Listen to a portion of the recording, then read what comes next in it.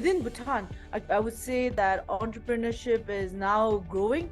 It's a buzzing topic. There's a lot of other officers and stakeholders who are coming in, trying to understand entrepreneurship, trying to understand what our youths would be interested in. BCG just projected Bangladesh to become $1 trillion economy. PwC has projected that by 2030 and by 2060, India is going to be bigger than the US. That's something, right? We talk about regional blocks, but I think South Asia as a block is definitely very, very powerful.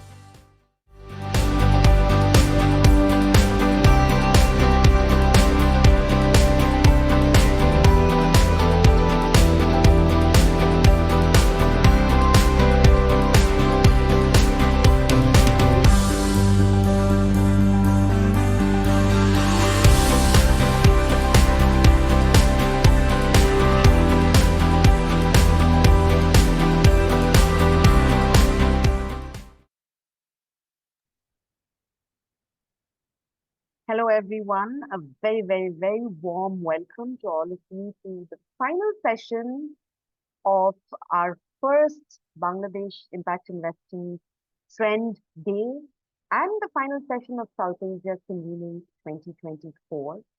The intro video would have provided you with enough context of our journey and what has brought us here today. Before I hand it over to the fabulous final panel and our moderator for the day, Anita, would like to invite you all to stay with us until the end. Please give us your feedback.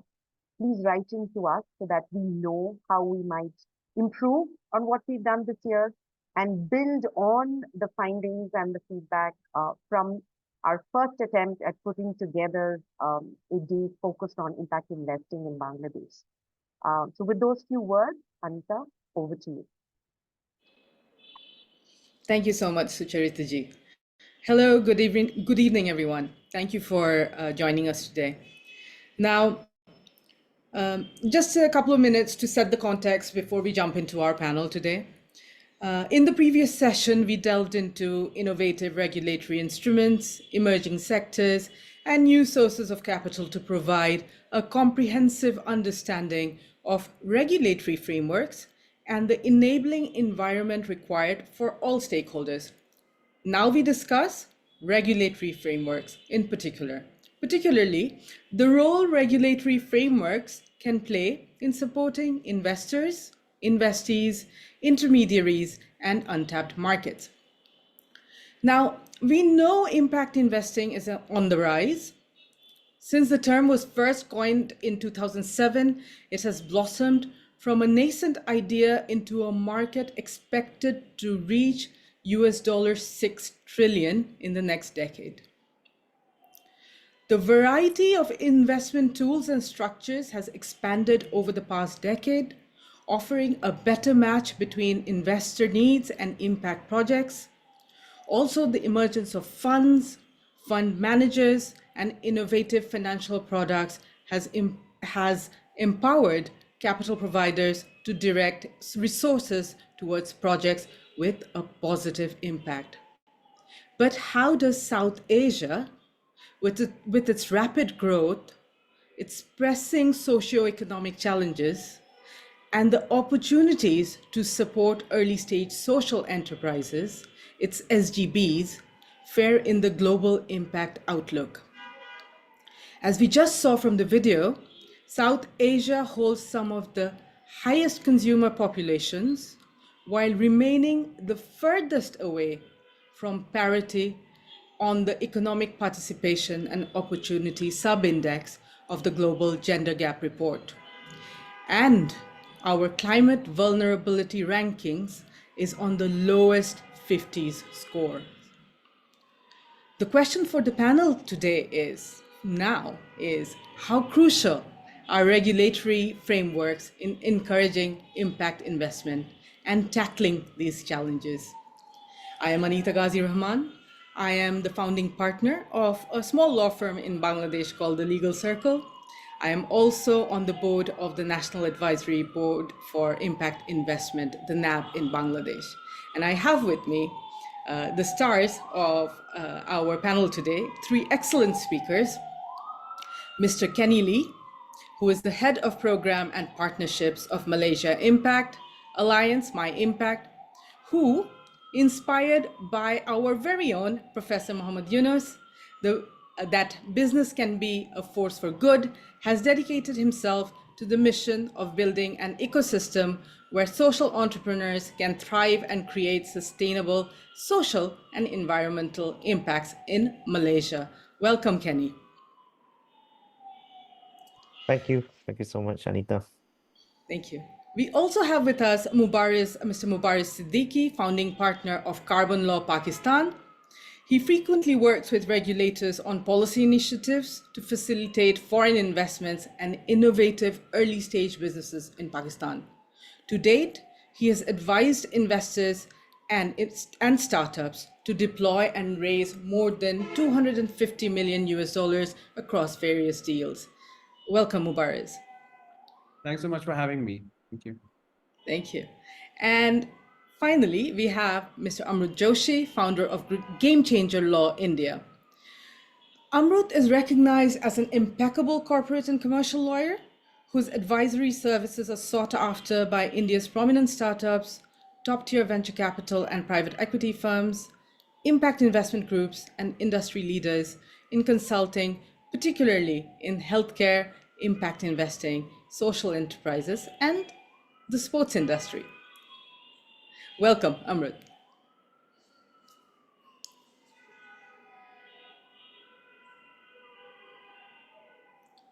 Amrut, can you hear us? Sorry. Yeah. Thank you so much for having me at the convening, Anita and the team at ANDE. I'm looking forward to a very productive discussion today.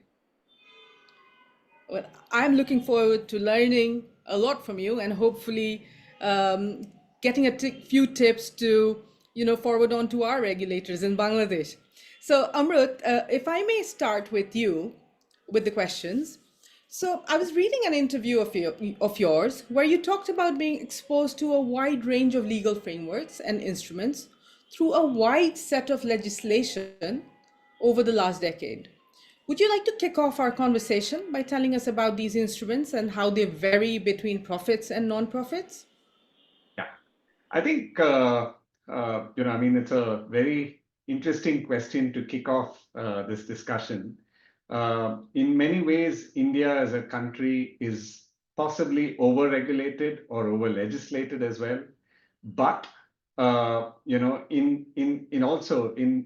it has turned out to be a blessing in disguise in many other ways, because today we have an impact investing ecosystem which comprises of both for-profit and not-for-profit players, many of whom, in fact, most of whom are very, very well regulated by the underlying financial architecture, financial regulatory architecture as well. So to give everyone who's listening in an idea of the landscape that social enterprises and impact investors in India are subject to, we can break it down into for-profit and not-for-profit organizations. So not-for-profit organizations traditionally relied on philanthropic capital, and that was typically how impact investing originated in India, possibly say in the 1950s and 60s in the aftermath of the independence. It was largely driven by aid given by philanthropic organizations and by multilateral organizations as well. And that's typically how we started to see not-for-profit organizations in India develop. Today, we have close to 300,000 plus not-for-profit organizations working on a range of societal problems as well. And they are regulated in terms of how they receive funding. They have to be registered. So, of course, some of these laws can also be subject to potential misuse for political objectives as well. But I'm not here to discuss that. Instead, we need to understand is the way in which foreign philanthropic organizations can contribute to NPOs in India. That is regulated by what is known as the Foreign Contributions Regulation Act. And over the years, that has become a fairly tightly regulated legislation. But that is only where an organization requires foreign philanthropic funding. For domestic sources, in the last decade or so, an innovative measure was introduced in India's Companies Act in 2013, which required companies that meet certain specific thresholds to contribute 2% of their net profits or of the turnover towards CSR contributions or corporate social responsibility contributions. And this was mandated by the Companies Act 2013. What started initially as a measure that was more compliance driven, over the decade that has passed, I think there is enough anecdotal and live experience that we've ourselves seen for us to suggest that CSR today has now evolved from merely being a compliance-driven,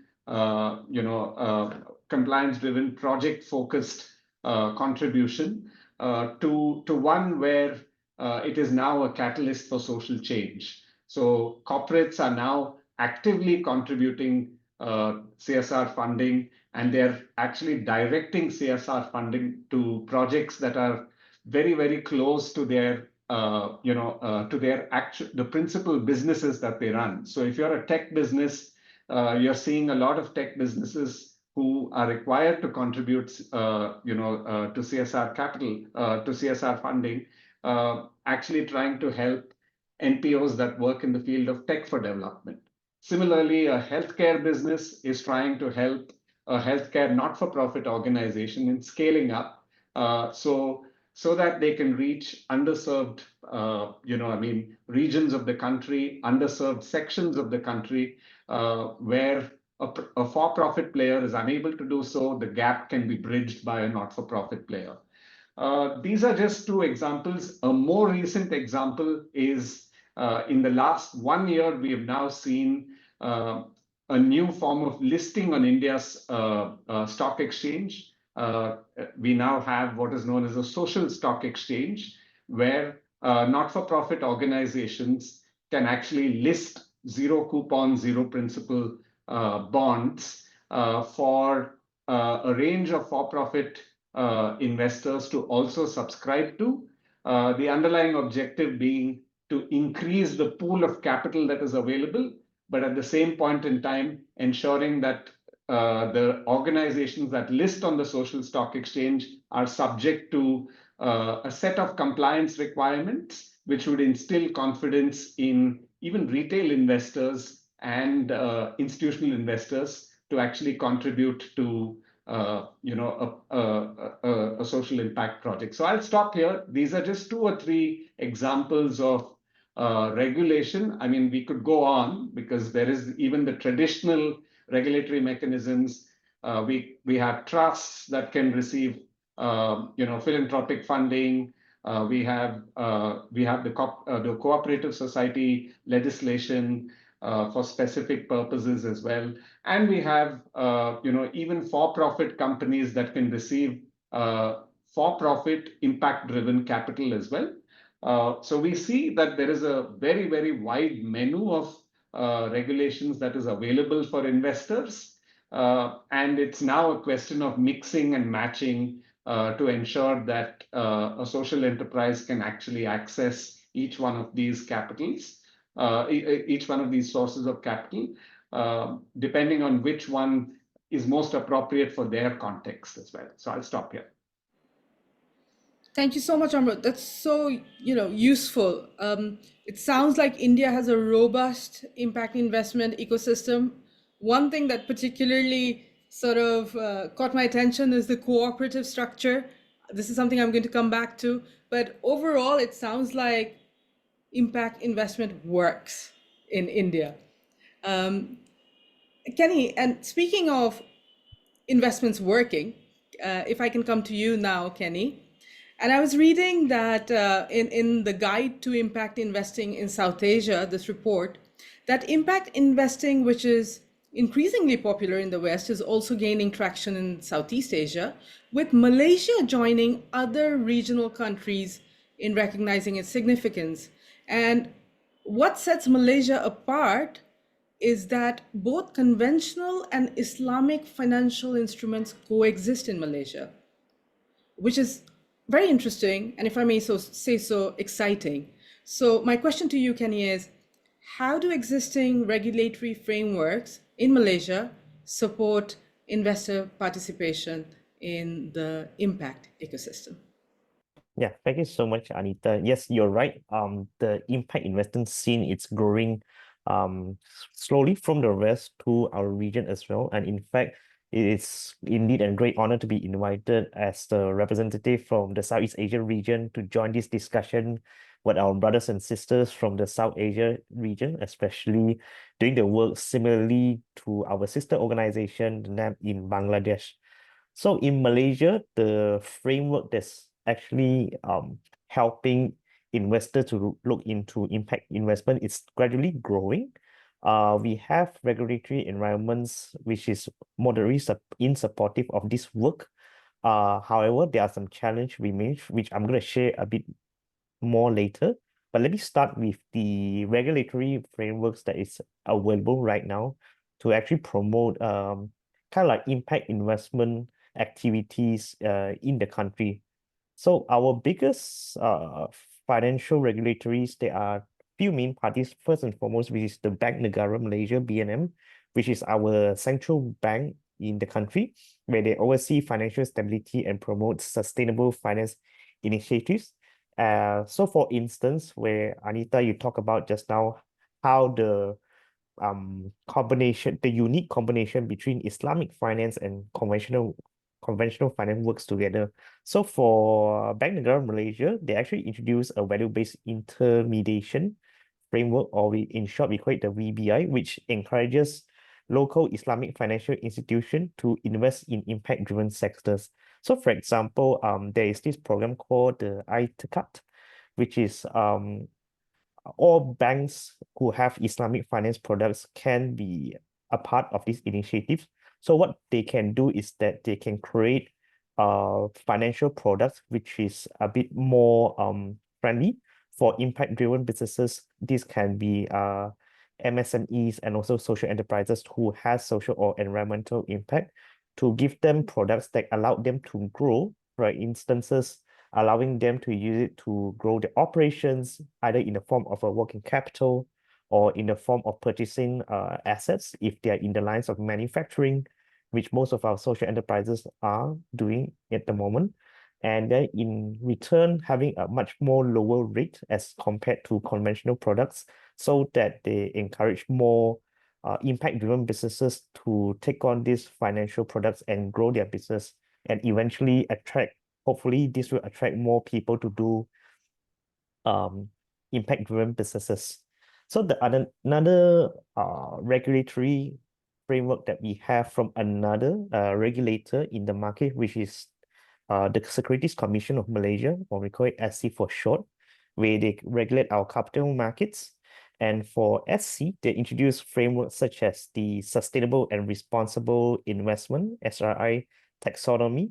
And apart from that, they also have an SRI for the Sukuk framework as well, which what these frameworks do for both is to enable fundraising for green and social impact projects. So just a very brief introduction about the SRI taxonomy is that basically it's a principle-based framework that helps investors to align with environmental, social, and governance ESG objectives, and also to support informed investment decisions and facilitate ESG adoption in the Malaysian capital market. So this activity has been growing for the past at least 5 years, especially during COVID and post-COVID, where a lot of businesses actually see the need of supporting the community, and how to do it is via impact-driven businesses. And they do realize that by relying on the government itself, it's not enough. And the speed of actually delivering all this aid to the people it's slower as compared to there is private sector's involvement. So these are some of the examples that existing regulatory frameworks that actually encourage impact investment activity in the country. It's still growing. But however, there are some hindrances which I want to highlight a bit.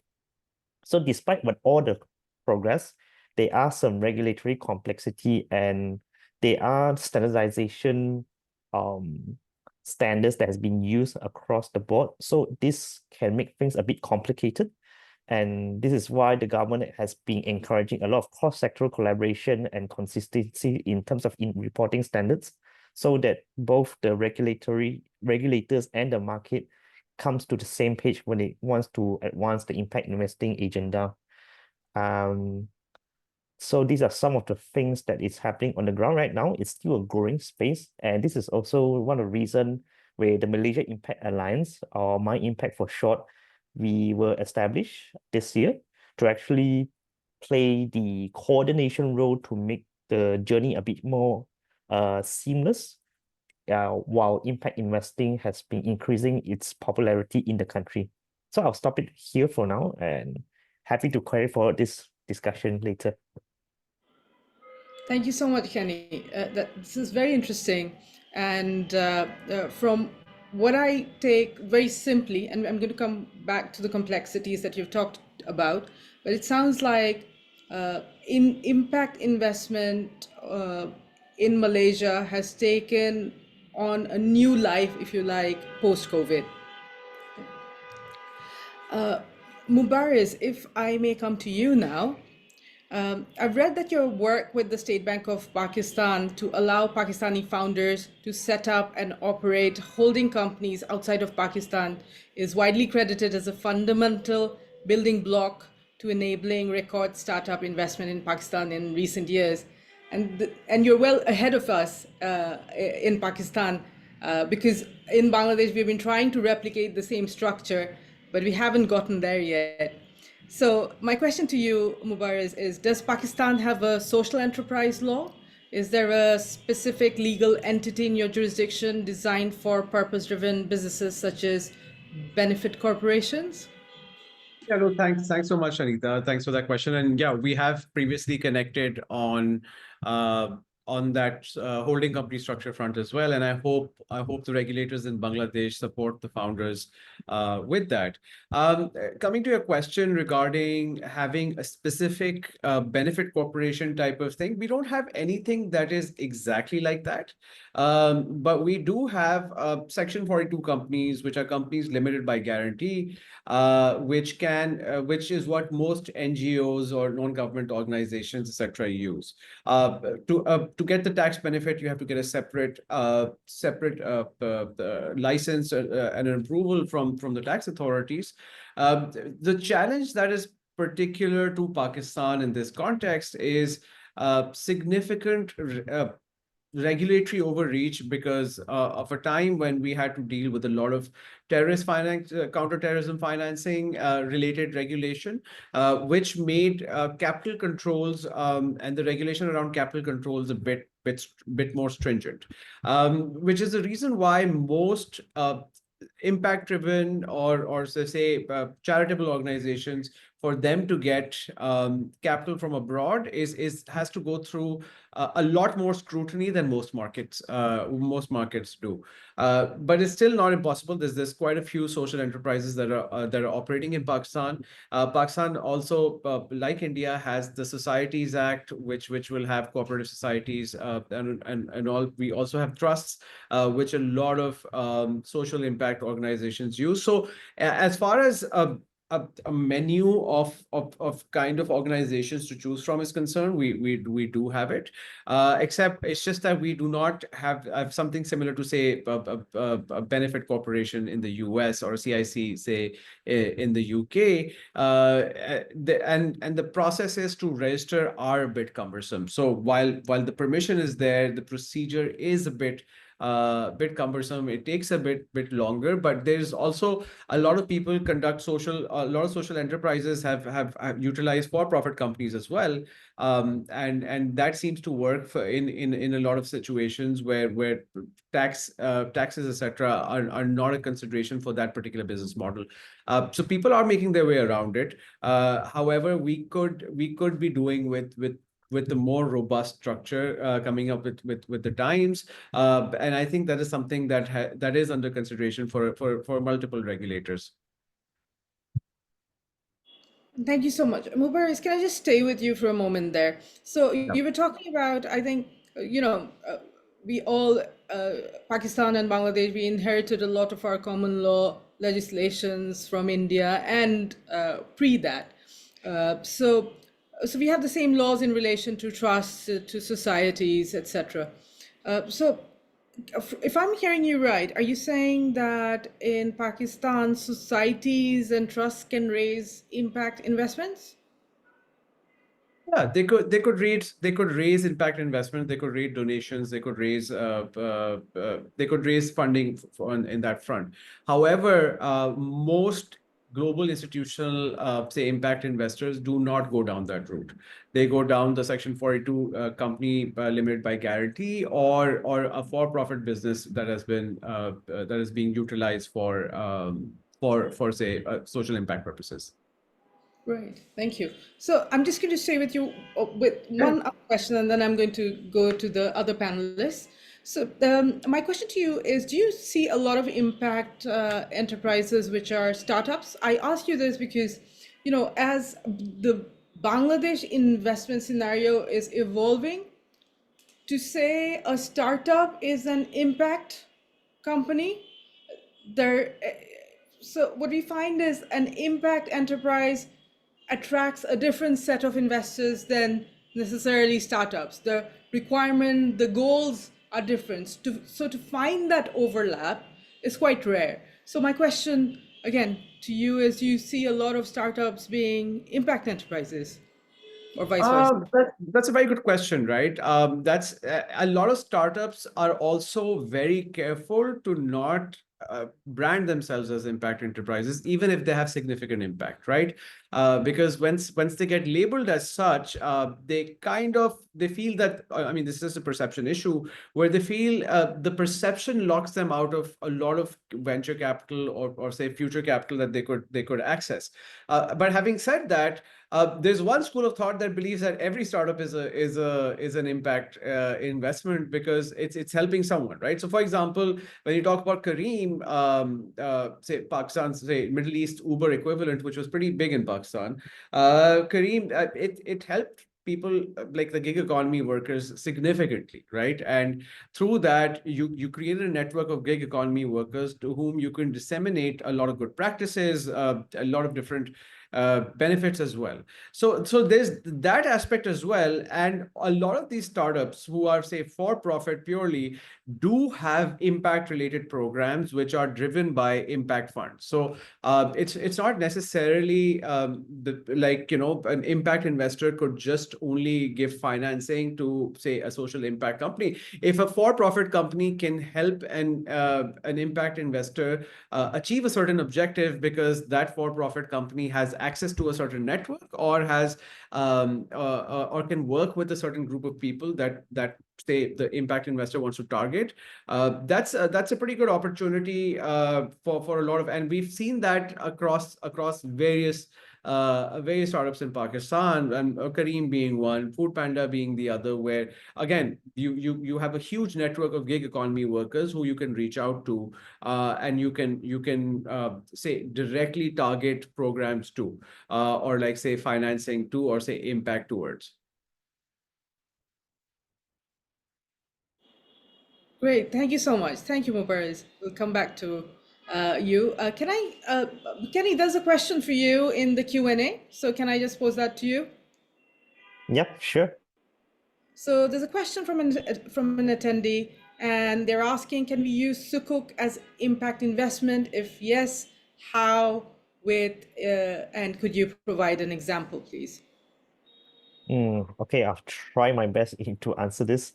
definitely you can try to explore. And I mean, in the context of Malaysia, a lot of like impact investing activities, the government tries on and the regulators tries to use it as Islamic finance as a base to do it. It's just simply because under the basis of Islamic finance, you do have underlying principle that supports things that is good for both the society and the environment.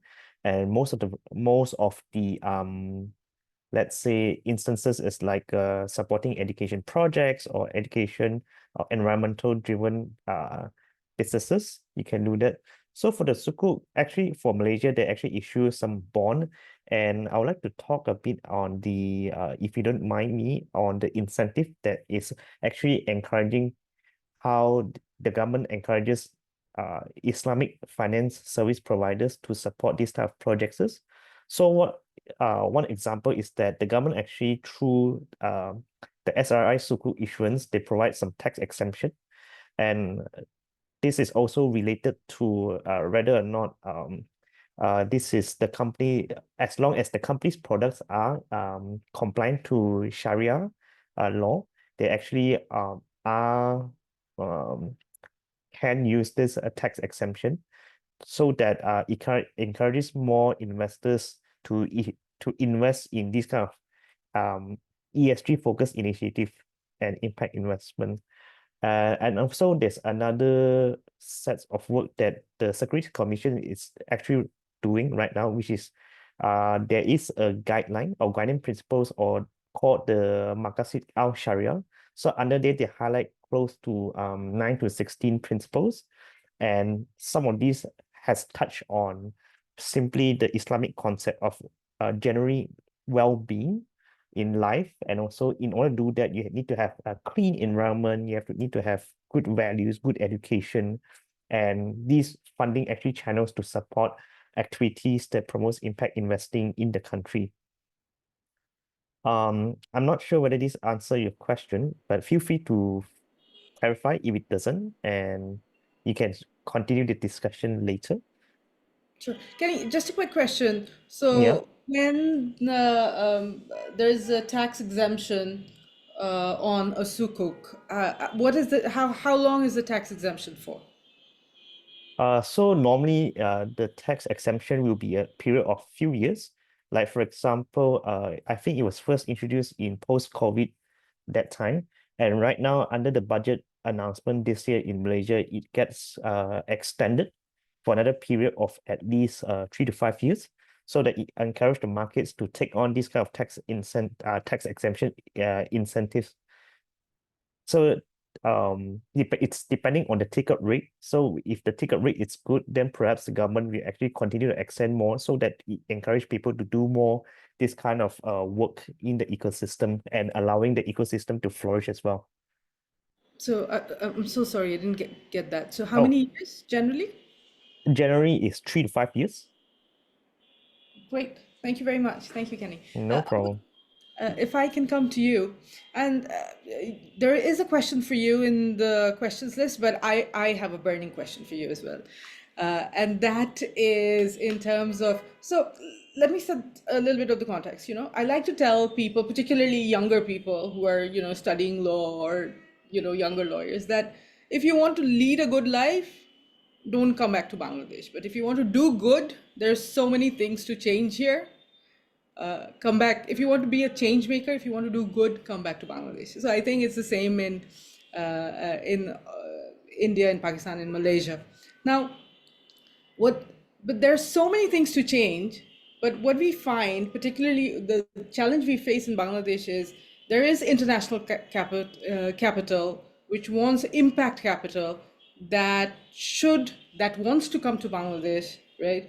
There is blended finance bonds that want to come to Bangladesh. They do come to Bangladesh, but because of our regulatory restrictions, what happens is the fund doesn't directly launch in Bangladesh. It stays somewhere else, and then it comes through a different modality. So how has India tackled it? I mean, what are the regulatory considerations for investors interested in cross-border investments in a market like India?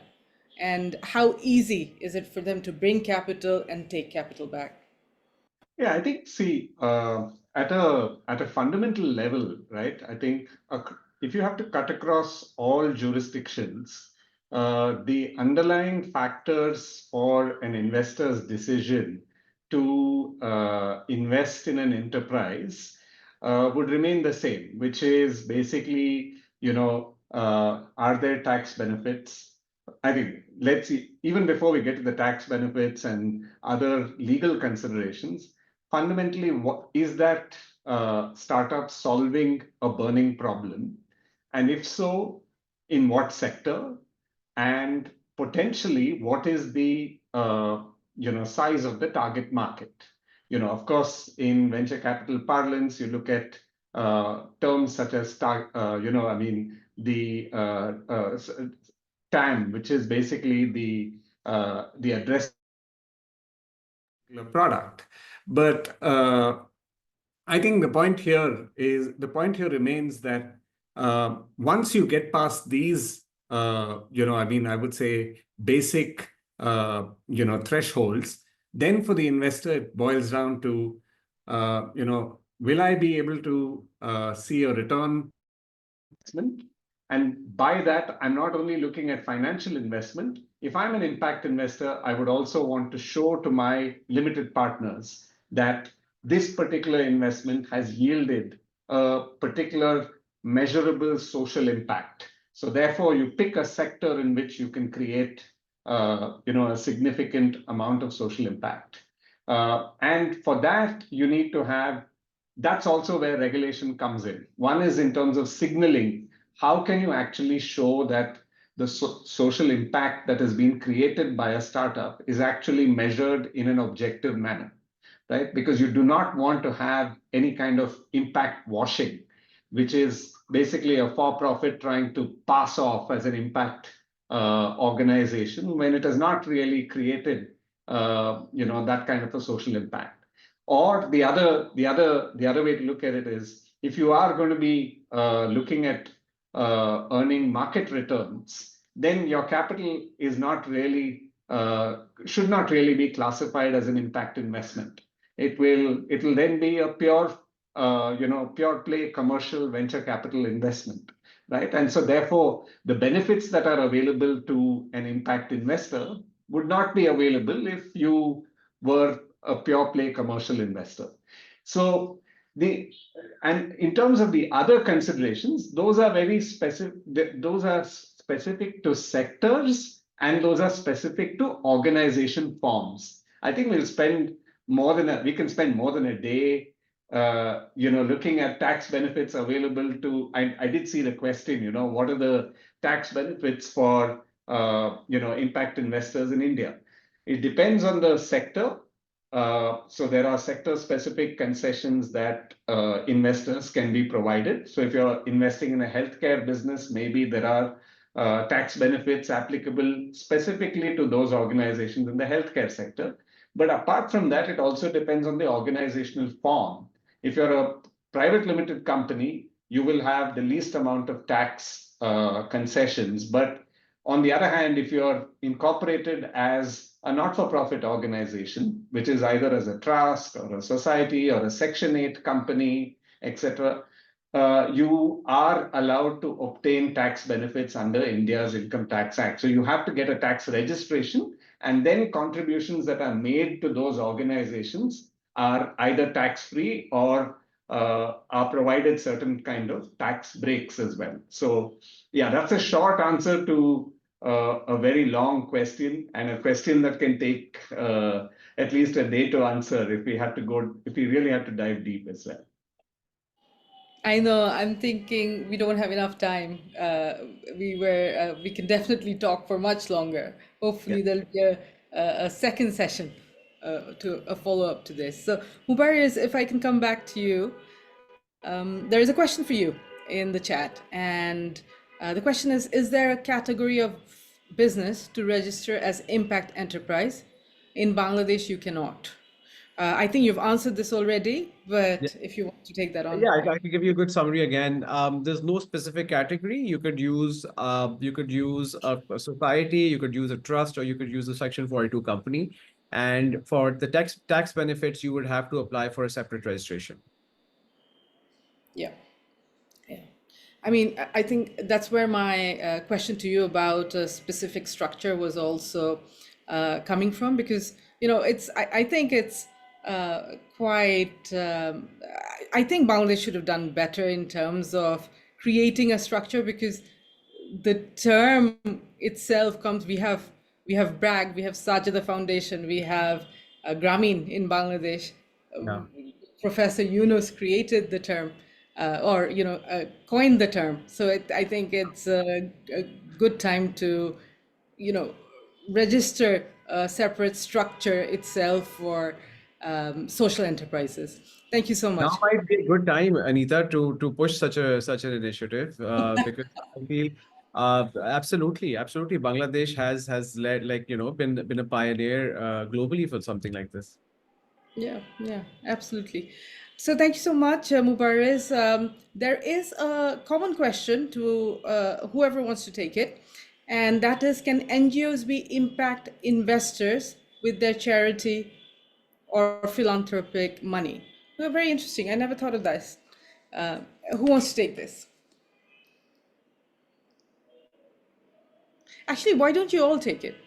I think the answer will differ with each jurisdiction. If I were to just quickly address it, NGOs entirely depends, right? Entirely depends who is giving the NGO money for what, and if it is within the mandate of the NGO to be an impact investor, of course. Other than that, NGOs regularly work with for-profit organizations on a project basis. At least this has been my experience, and there's nothing stopping them from working with existing for-profit organizations and funding specific projects through them or in partnership with them to achieve whatever is the objective that they're looking to do. Yes, very interesting, because in Bangladesh we actually have an NGO. We have Sajida Foundation, who launched a green bond. But I think the question here was, can an NGO fund become an impact investor? So that's a very interesting question. Amrut, would you like to go next? Yeah, so I think a little more of a nuanced perspective here would be, one, it depends on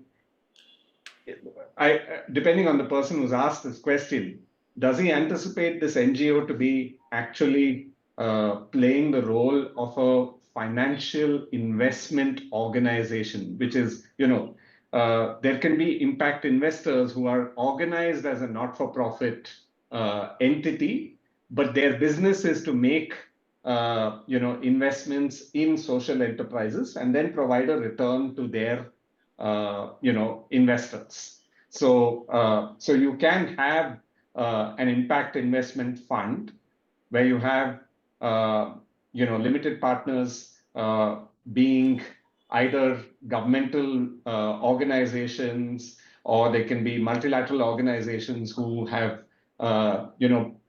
provided a certain amount of capital. Since they don't want to do the investing activity themselves, they have set up an investment fund, which can then make investments into, say, sector-specific organizations, whether it's education, healthcare, TriMet, etc. Now, in that scenario, the investing entity is a not-for-profit organization. But if the question is, if I am an NPO and I receive money or charitable contributions, can I then take that money and then invest, right? I don't believe, I'm not sure about any of the other jurisdictions in which all of y'all operate as well, but, I would imagine that there would be a regulatory red flag if that organization were to then make a a downstream investment into another organization, because you are, at the end of the day, receiving money from funders who require you to achieve a certain kind of social impact. And I don't believe they would be entrusting that money with the NPO for the NPO to make a further downward financial investment. So that's my answer. Sorry. No, that's great. So basically what you're saying is, when an NPO, non-profit organization, raises an or gets a donation, it's for a certain mandate, for certain specific purposes. And then you cannot take that money and utilize it for something completely different. If they have their own funds separately, say for example in Bangladesh, as you microfinancial institutions do, then yes, you can. That's right. That's right. Thank you. Kenny, over to you, same question. Yeah, so I actually I echo what Amrit shared just now. In fact, what Malaysia we're trying to do is from one of our research activities from the Malaysia Impact Alliance is to explore the philanthropic foundations, whether that part of capital can be used as one of the tools for impact investment, because philanthropic foundations, especially government-linked companies foundations, have a nation-building mandate in Malaysia. But unfortunately, because they are structured, they are registered as most of them are companies by limited guarantee CLBG, and they are actually governed by this law as Act of 44(6), which actually prevents them from using the revenues that they receive from the parent company to do any forms of activities, economic activities that allows them to receive income. So let's say when you talk about impact investment, there is this return part of the investment part. So this is where things that makes things tricky. The philanthropic foundations would love to try, but currently these are the red flags that's stopping them from doing so. However, we do know some examples in other Southeast Asian countries like Singapore. They actually set up a fund, which originally a DBS Foundation.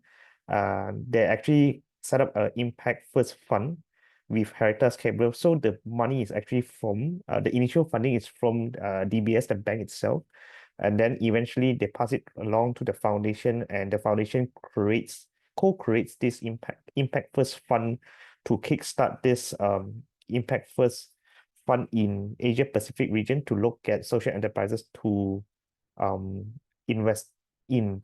So I think it depends on the local laws that you're operating in. If in the existing country that your laws allows you to do so, that's fine.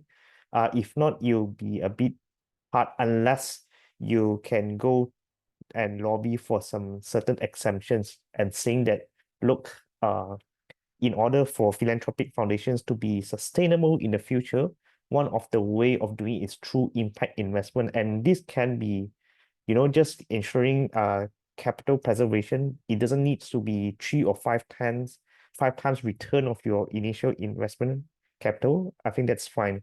But then it needs to be lobbied. And I think this type of conversation just started in Malaysia.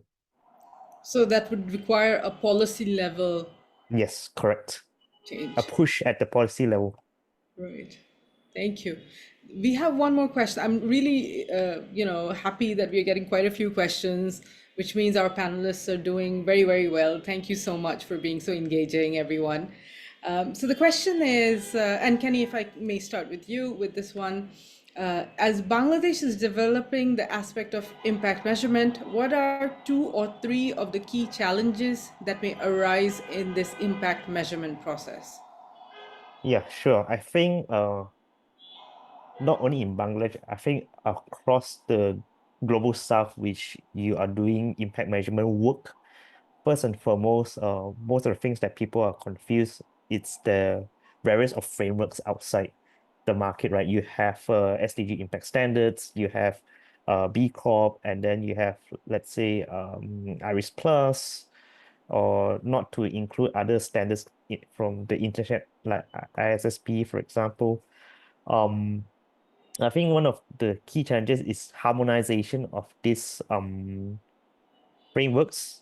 And one way of doing so is not to create like you define one, but at least create some guiding principles. Like let's say when you talk about impact, you can lay down a few guiding principles like impact has to be it, it has to be intentional. It's not just like, for example, oh, I meet these certain requirements means that I'm creating impact, but it has to be intentional at the beginning, and then it's measurable. And what are the indicators that you and other stakeholders, whether it's funder or receiver of funds, or other intermediary organizations that is working together to measure this big project, and what are the certain guiding principles that all of you agreed to, and the indicators, and most importantly, it needs to be tracked, because most of the time when impact measurement has been done at the first place,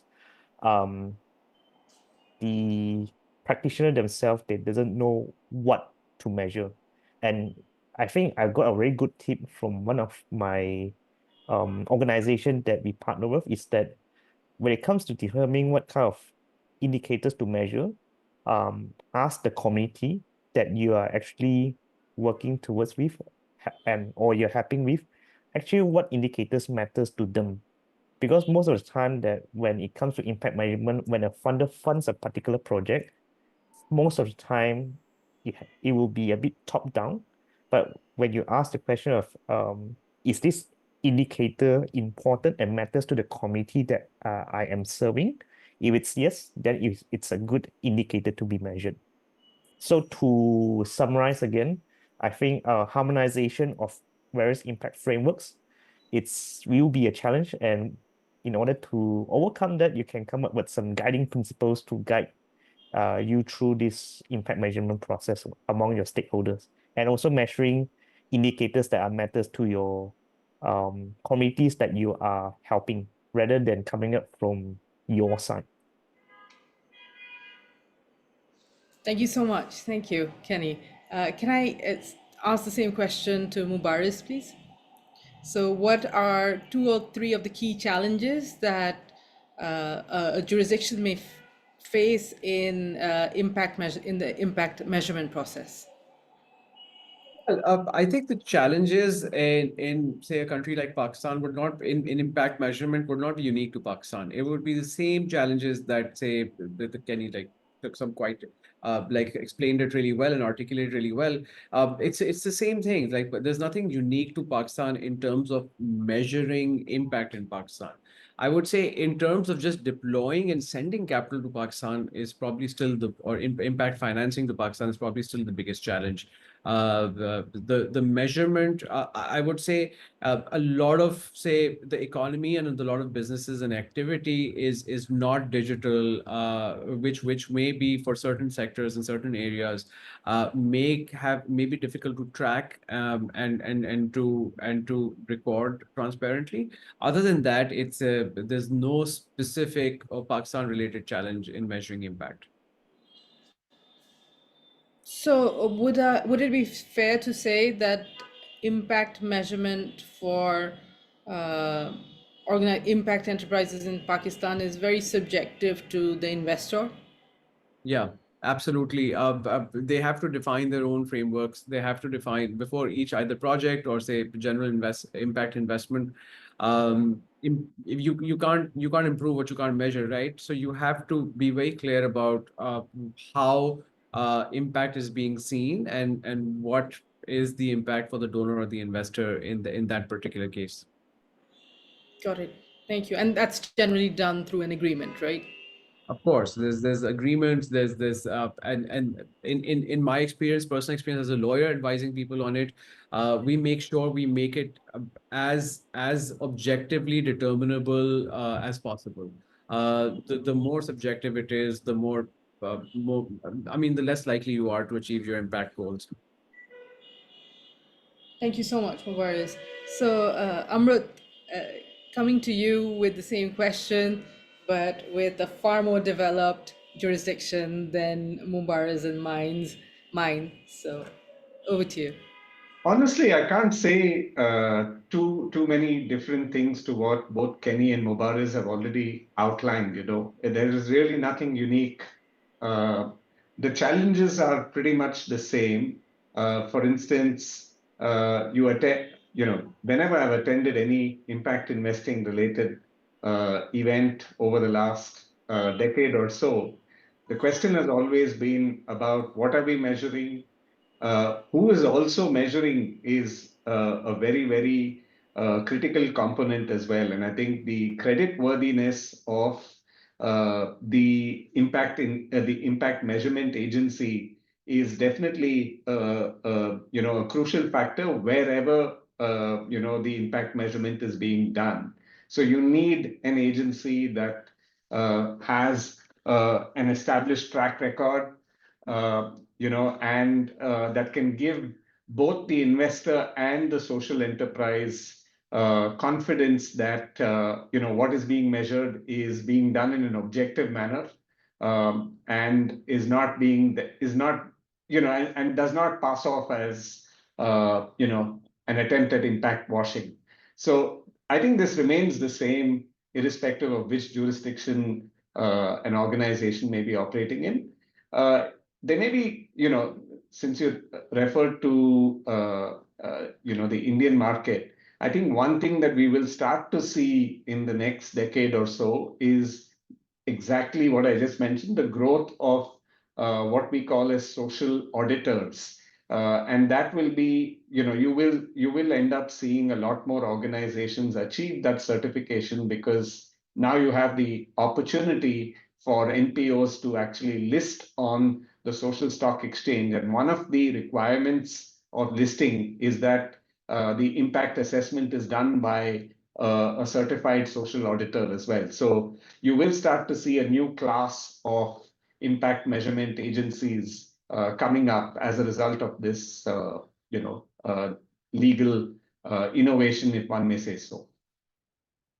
I think beyond that, really, there's nothing unique. No, fantastic. Thank you so much. So,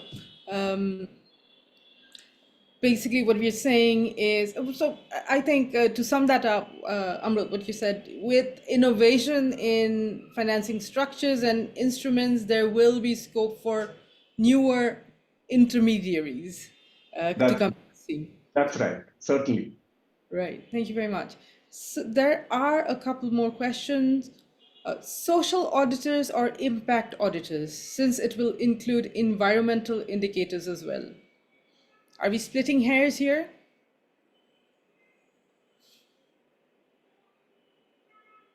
Amrut, to you. Sorry, I didn't actually follow the question.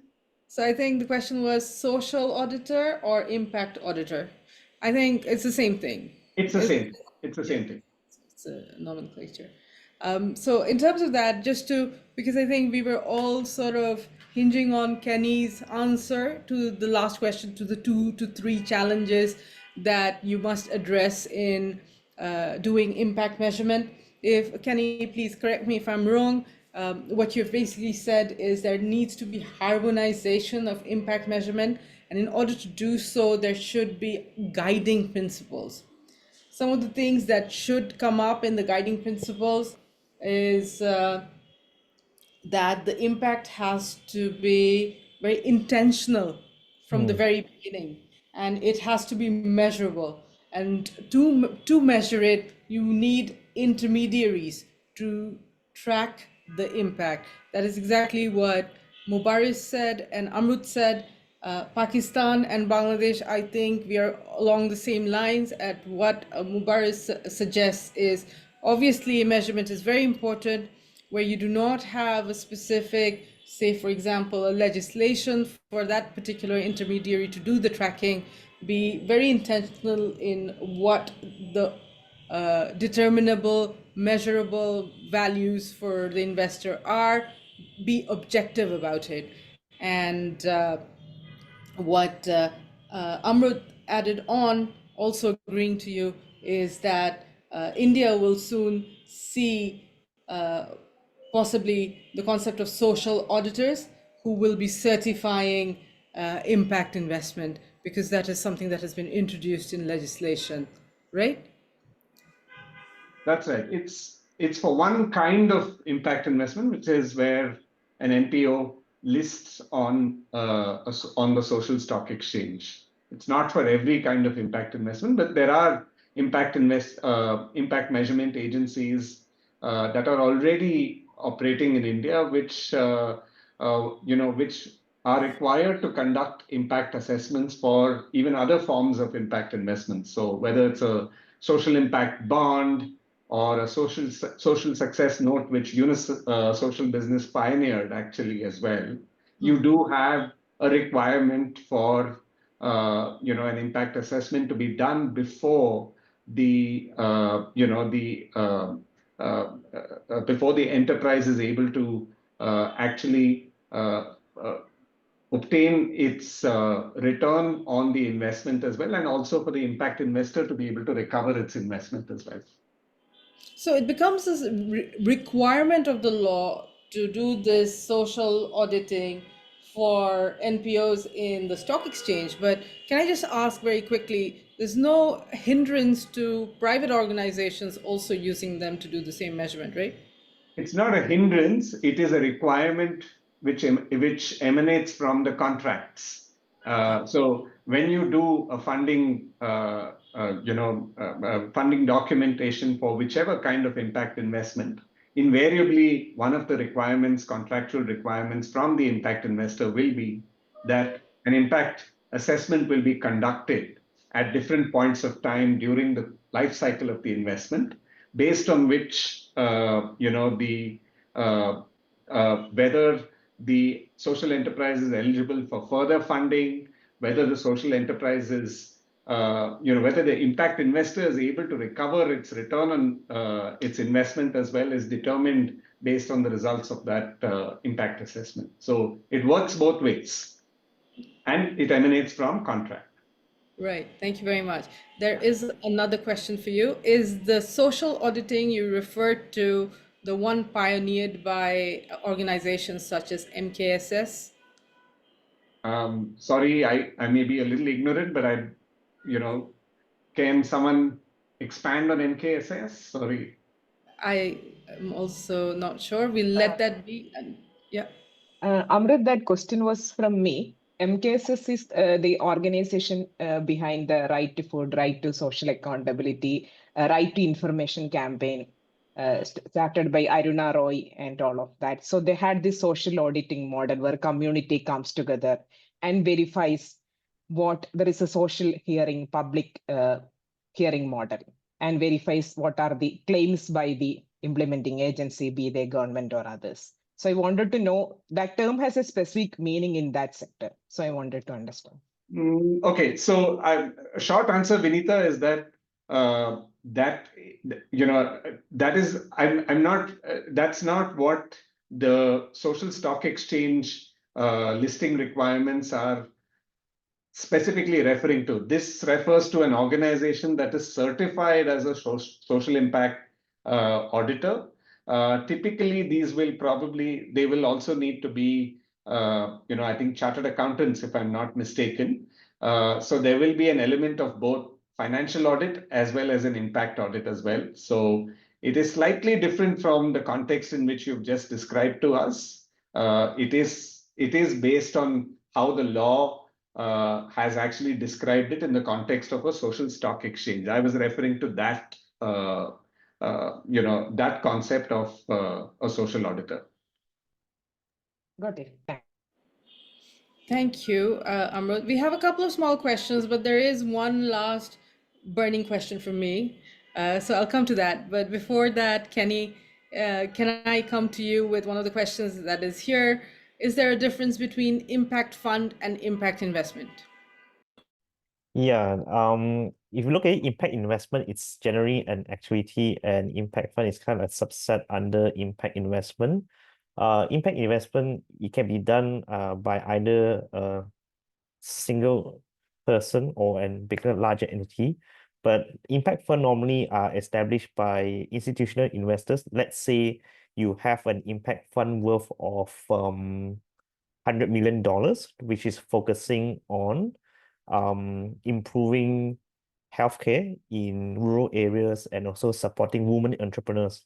And they have like a targeted region across the Asia Pacific region, right? So that's an impact fund. And then through that impact fund, you have few sizes of fund levels and different types of development level of enterprises that they are supporting. As compared to impact investment, it's more to impact fund. There are other things that you can do, like let's say debt financing. Let's see what else is there. Debt financing or zero interest grants, but it's repayable, right? Or interest-free loans, etc.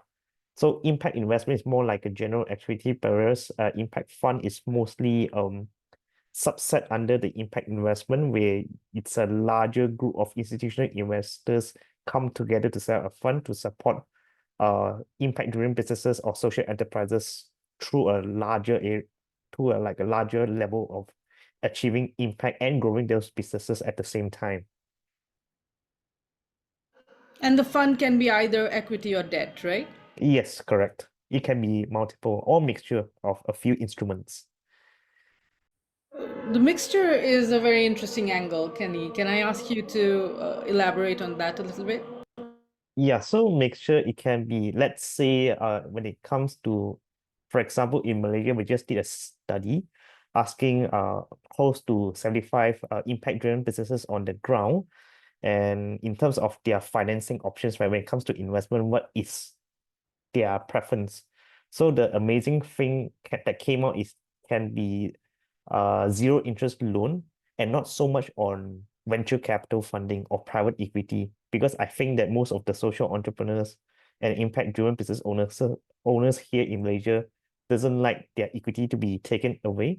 So this, in order to fulfill that gap, this is where blended finance comes in, right? You blend different types of catalytic funding from the philanthropic side, plus a bit of the financial side to ensure the sustainability of the fund goes on without having the philanthropic side to keep on pumping money into it to sustain this fund. So that's just one of the examples that based on the need of your community that you are supporting or you're investing in, if the options that they prefer to, it's kind of like blended, then perhaps this is where the blended finance element comes in. If the market prefers more direct approach like PE, private equity, or venture capitalists to fund high growth social enterprises, that's the option that you wanted to go. So basically, depending on the needs of that market that you're serving. So depending on the need, what I'm hearing you say is if it's an impact investor, that can be can be a direct investment. If Yeah. it's a fund, it can be an equity or a debt, or it can be blended finance. Correct. Right. Thank you. Thank you so much, Kenny.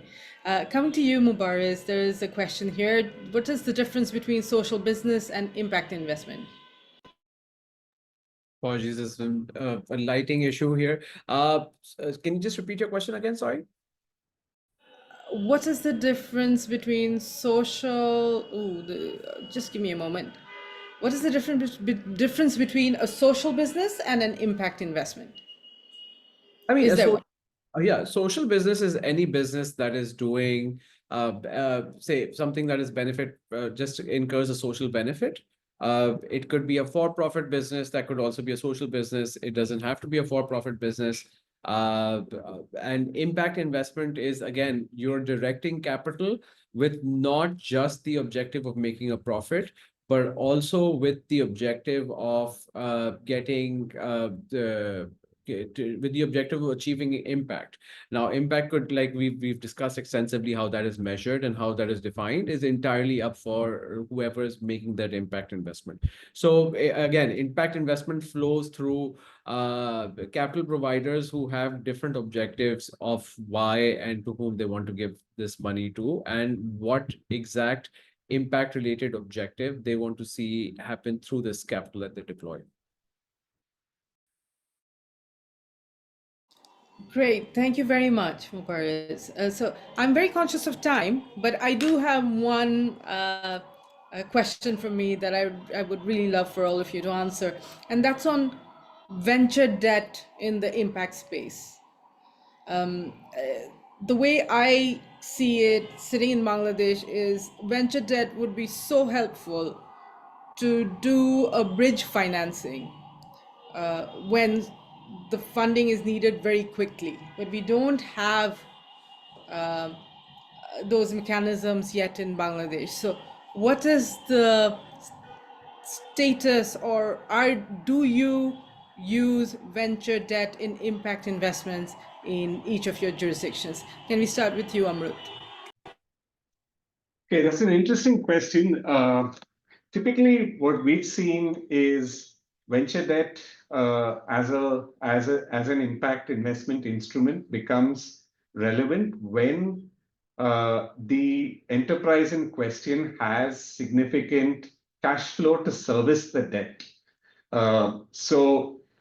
It is typically not seen in early stage businesses, whether it is a traditional for-profit enterprise or an impact investing enterprise. You don't see it being used if the startup in question is not going to be in a position to actually service the debt or to even provide security, because most venture debt providers require that there be some kind of a security or a collateral that is provided by the enterprise in return for the debt being provided by the lender in question.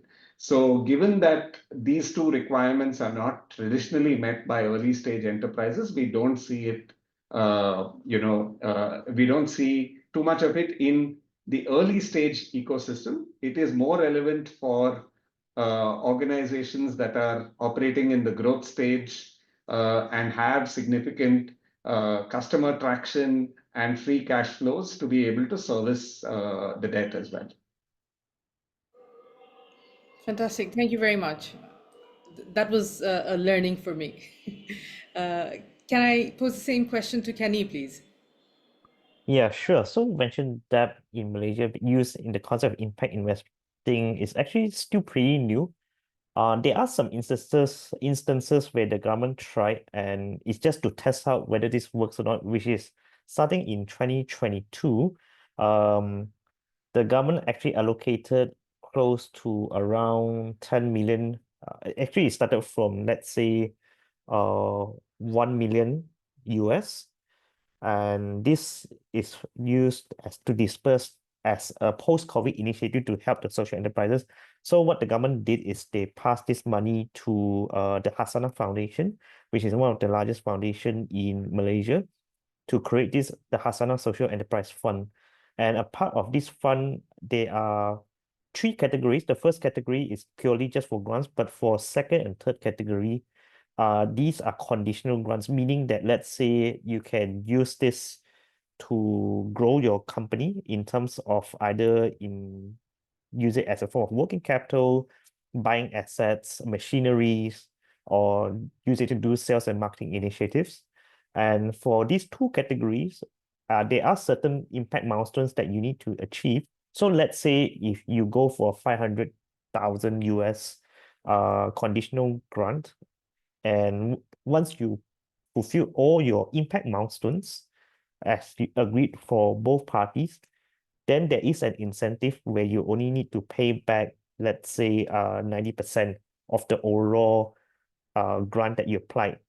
So it's why I say it's an experimentation progress. It's because the social entrepreneurs and impact-driven business owners in Malaysia are really risk-averse. So they are stuck with growing their company through grants only. But they know that at least it's 0% of interest. The government will not take any equity from your business. And once you fulfill all your milestones, you only need to pay back a certain amount, not the full amount of the loan or the grant amount. It's just 90%, for example. So hopefully, it's still running right now, and in fact, the pool amount has increased from 1 million US to at least 4 to 5 million US. And hopefully, once this model works, other private capitals or even funders will eventually come in to try this type of venture debt. Yeah, just so one of the examples that I think we tried, and I'm not really sure whether this is considered as part of that venture, but it is some form of it kind of resembles the tool that you mentioned just now.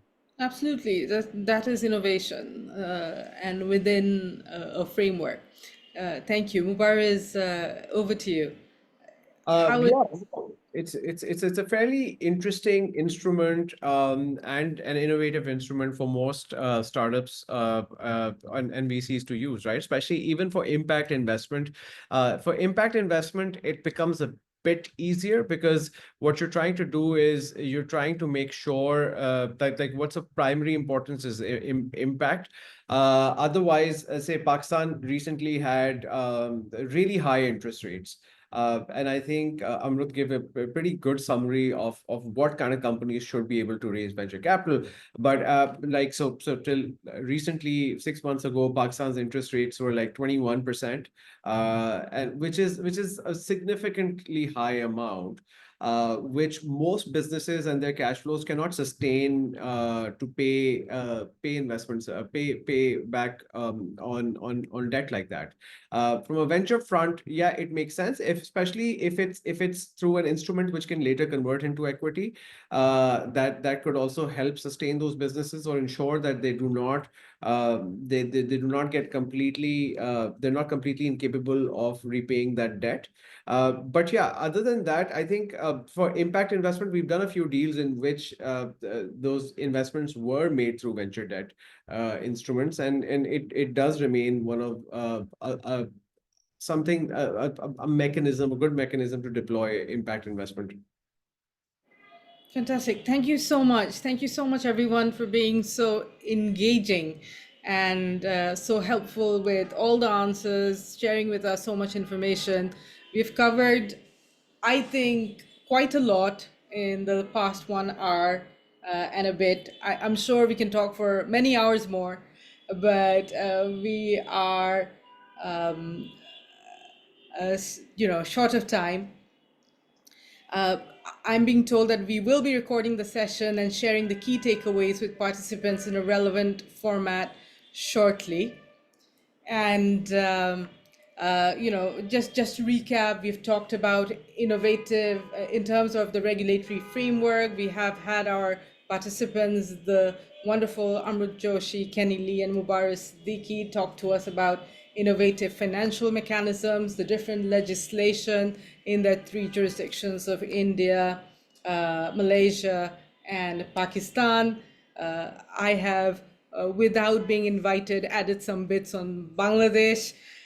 We've talked about incentives, fiscal support. We've talked about impact measurements within a regulatory system, or whenever, even when there isn't exact measurement requirements within regulations. So we hope to see you next year, and please do not hesitate to get in touch with us if you would like to partner with us in any of our work. And with that, please allow me to hand this panel back to Ms. Sucharita Kamath. Thank you very much, everyone. Thank you, Anita, and all the panelists for keeping us so engaged. I think a lovely way to end the South Asia convening. Just reiterating thanks to everyone, and our request that you treat this as the beginning of not just conversations but hopefully action. We look forward to working with the panelists here and some of our attendees as well who might want to engage. So with those few words, I will say goodbye for now. Until next year, thank you very much, and see you soon. Thank Bye, you. everyone. Yeah, thank you very much. Hope to see all of you again next year. Thank you. Thank you. Thank you. Thanks, Anita, for moderating the session. Yes. It was lovely. Thanks once again. Thanks all.